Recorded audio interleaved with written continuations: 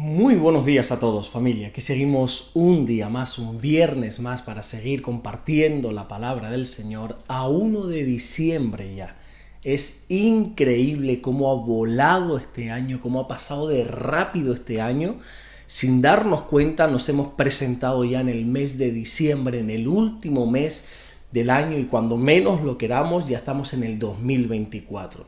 Pero no vamos a dejar desperdiciar estos últimos 31 días de este año, sino que nos hemos propuesto leer todos los escritos de Pablo, los 87 capítulos que Pablo escribió, que vienen siendo unos 3 capítulos por día. Incluso hay días que solo se van a leer 2 capítulos. Hemos creado, pues un grupo para poder estar ahí leyéndolo todos los días, en el horario que tú quieras. Simplemente en ese grupo estamos poniendo los 3 capítulos que tocan para poder aprovechar este mes y terminar el año por lo menos diciendo: me he leído en este mes de diciembre todas las cartas que Pablo escribió. Pero vamos ahora mismo a lo importante, que es compartir la palabra, que hoy va a estar basada en el Evangelio de Mateo, capítulo 10, versículo 24 y 25, que dice así: el discípulo no es más que su maestro, ni el siervo más que su señor. Pasamos al versículo 25, que dice: bástale al discípulo ser como su maestro y al siervo como su señor. Si al padre de familia llamaron Belcebú, ¿cuánto más a los de su casa? Recordemos que el Señor está enviando por primera vez a sus discípulos a que ellos comiencen a predicar la palabra del Señor. Y les está dando todas las pautas, les está dando todas las instrucciones a seguir de lo que deben, de lo que no deben hacer. Y una vez les entrega todas esas pautas, Jesús les advierte del peligro que van a correr a partir de ahora por el simplemente hecho de convertirse en predicadores de la verdad. Y dentro de ese peligro está incluida la propia muerte. Ahora bien, Jesús no está enviando a sus discípulos a una misión desde una oficina sentado lleno de comodidades. No es como ahora, ¿verdad? Los presidentes o los reyes de las naciones, que cuando envían a su pueblo a la guerra, ellos están bien cómodos en sus despachos, con sus mansiones, mientras que todos los soldados están jugando la vida en el frente de batalla. Bueno, esto me hace recordar a una vez que cuando fui con mi mujer en un viaje misionero a un país de África, donde el pueblo estaba pasando, enormes necesidades. Y cuando yo pregunté: mira, ¿y dónde está el rey? ¿Dónde vive el rey de este país? Me dijeron: no, el rey vive en una mansión en Suiza. Claro, así es muy fácil ordenar. En esa posición es muy fácil mandar. Desde los lujos, las comodidades, es muy sencillo decirle al pueblo: no, ustedes vayan a sufrir. Pero Jesús no es así. Jesús no está enviando a sus discípulos como ovejas en medio de lobos desde una posición privilegiada, no, ni mucho menos, sino que les dice que el discípulo no es más que su maestro, que el siervo no es más que su señor. Ahora, ¿qué quiere decir esto exactamente? Que todo lo que pueda acontecerle a ellos como discípulos no va a ser comparable al enorme sufrimiento que Jesús va a tener que enfrentar días más adelante en la cruz del Calvario.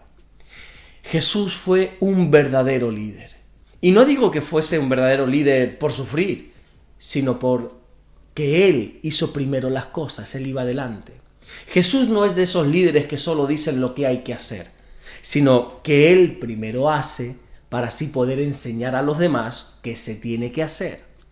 Aunque es cierto que nosotros estamos hablando aquí de sufrimiento, incluso hablando del martirio, de morir, qué privilegio tan grande ha tenido que ser para los discípulos ser semejantes a Jesús en el trato que a Él le dieron. Dice la tradición, no sé si es verdad o no, que Pedro fue crucificado en Roma durante el reinado del emperador Nerón, y que cuando lo fueron a crucificar, Pedro dijo que por favor lo crucificasen boca abajo porque no era digno de morir igual que su Señor. Qué tremendo, ¿no? Ahora bien, me gustaría resaltar las comparaciones que Jesús hace entre Él y los discípulos. Mira, atento, porque Jesús dice que el discípulo no es mayor que su maestro, el siervo no es más que su señor, y luego habla de un padre y los de la casa, los hijos. Esos términos muestran una unión gradual, es decir, primero se es discípulo, solo tenemos a Jesús como nuestro maestro, que es por ejemplo como Judas tenía a Jesús. Si tú recuerdas, en esa famosa, lo que nosotros denominamos como la última cena, cuando Jesús anuncia que alguien de los 12 le va a traicionar, todos los discípulos le empiezan a preguntar al Señor, ¿seré yo, Señor? Sin embargo, cuando Judas le pregunta, le dice, bueno, en este mismo evangelio de Mateo, en el capítulo 26, versículo 25, le dice, ¿seré yo, maestro? Cuando Jesús escucha esta pregunta, le dice a Judas, tú lo has dicho. Judas se entregó al Señor porque lo tenía simplemente como su maestro. No era otra cosa que un rabino, que un profesor. Sin embargo, Jesús sigue creciendo, sigue avanzando y nos habla de siervos y su Señor. Cuando uno crece en Dios, deja de tener a Jesús solamente como su maestro y comienza a tenerle como su Señor. Ahora bien, esta palabra Señor es mucho más importante de lo que nosotros podemos pensar o imaginar. En español, la palabra Señor representa, simplemente a un hombre que ya es adulto, le tratas de Señor. O también Señor se le dice a esos hombres a los que se les quiere tratar con un respeto, con cortesía. Pero cuando la Biblia usa el término Señor, en el idioma original que fue escrito en el Nuevo Testamento, que es el griego, es el término kurios, que significa amo o dueño. Kurios era la persona que gobernaba sobre otros. Kurios era, literalmente hablando, el dueño de la vida de otras personas. Y la Biblia nos hace un llamado a tener a Jesús como nuestro kurios, nuestro Señor. ¿Y sabes por qué lo hace? Porque la Biblia nos enseña. En la primera carta que Pablo le escribe a los Corintios en el capítulo 6 y versículo 20, que nosotros hemos sido comprados por precio, que Cristo a través de su sangre nos ha comprado. Ahora ya no somos de nuestra propiedad, sino que ahora le pertenecemos a Jesús. Ahora ya no vivimos nosotros, sino que a partir de ahora Jesús vive en nosotros.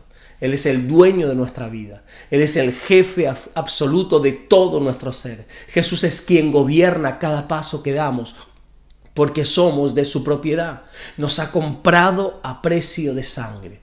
Y cuando nosotros aceptamos esta realidad, ahora Dios nos comienza a hablar en términos de padre a un hijo. Ya no solamente somos discípulos que tenemos un maestro, ahora ya no somos solamente un siervo que tiene un dueño, un señor, sino que además ahora somos hijos que tenemos un padre. Y esta es la relación que Dios quiere que tengamos con Él.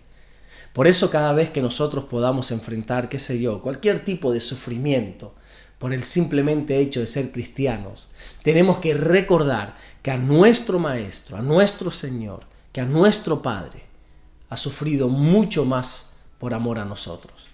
Créeme que todo lo que tú puedas sufrir o soportar por amor a Dios no se puede ni comparar en ningún caso con todo lo que el Señor ha sufrido por amor a ti. Qué hermoso es saber que Dios nos ama. Incluso la Biblia llega a decir en esa primera carta que el apóstol Juan escribe en el capítulo 4, versículo 19, que si nosotros le amamos a Él es porque Él nos amó primero a nosotros. El amor de Dios es incomparable. Él sufrió por nosotros, Él soportó el peor de los martirios para que, como dice Isaías, nosotros podamos tener paz. Jesús murió por amor a nosotros. Amén. Vamos a orar en esta mañana, a dar gracias y a dar gloria a Dios. Señor, te damos las gracias porque de verdad que eres bueno, Señor. Gracias por tantas bendiciones que tú nos das. Gracias por tu amor, ese amor que tú nos tienes, ese amor que tú has derramado sobre nuestros corazones a través de tu Espíritu Santo. Gracias por amarnos, Señor. Gracias por permitirnos amarte a ti, Señor. Gracias por morir en esa cruz del Calvario. Gracias por tanto sufrimiento. Gracias por ese castigo que recibiste, porque entonces la paz vino a nosotros.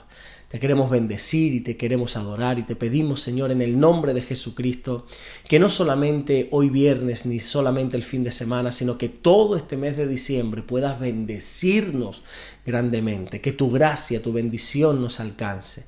Gracias, mi Dios, por todo lo que estás haciendo y gracias por todo lo que vas a hacer. En el nombre de Jesús.